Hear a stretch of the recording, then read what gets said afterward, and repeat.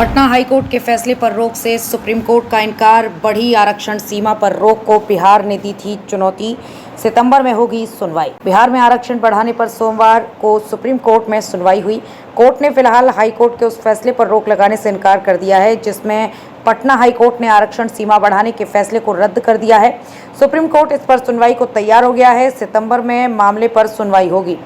बता दें कि बिहार सरकार ने पटना हाईकोर्ट के फैसले के खिलाफ सुप्रीम कोर्ट में याचिका दायर की है। हाईकोर्ट ने आरक्षण सीमा बढ़ाने के फैसले को 20 जून को खारिज कर दिया था। राज्य सरकार ने शिक्षण संस्थानों और सरकारी नौकरियों में SC, ST, OBC और EBC को 50% से बढ़ाकर 65% आरक्षण देने का फैसला लिया था। इस फैसले को हाईकोर्ट में चुनौती दी गई थी। हाईकोर्ट ने क्यों रद्द किया था फैसला? याचिकाकर्ता ने तर्क दिया था कि रिजर्वेशन इन कैटेगरी की आबादी की बजाय इनके सामाजिक और शिक्षा में पिछड़ेपन पर आधारित होना चाहिए। बिहार सरकार का फैसला संविधान के अनुच्छेद 16(1) और अनुच्छेद 15(1) का उल्लंघन बताया था। अनुच्छेद 16(1) राज्य के तहत किसी भी कार्यालय में रोजगार या नियुक्ति से संबंधित मामलों में सभी नागरिकों के लिए समानता का अवसर प्रदान करता है। अनुच्छेद 15(1) किसी भी प्रकार के भेदभाव पर रोक लगाता है। 75% हुआ था आरक्षण का दायरा। जातीय गणना की सर्वे रिपोर्ट सार्वजनिक होने के बाद सरकार ने आरक्षण का दायरा बढ़ाकर OBC, EBC, दलित और आदिवासियों का आरक्षण 65% कर दिया था।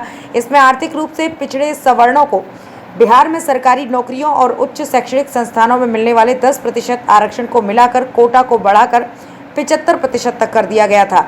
याचिकाकर्ता ने नए आरक्षण बिल को गैर संवैधानिक बताते हुए इस बिल पर रोक लगाने की मांग की थी।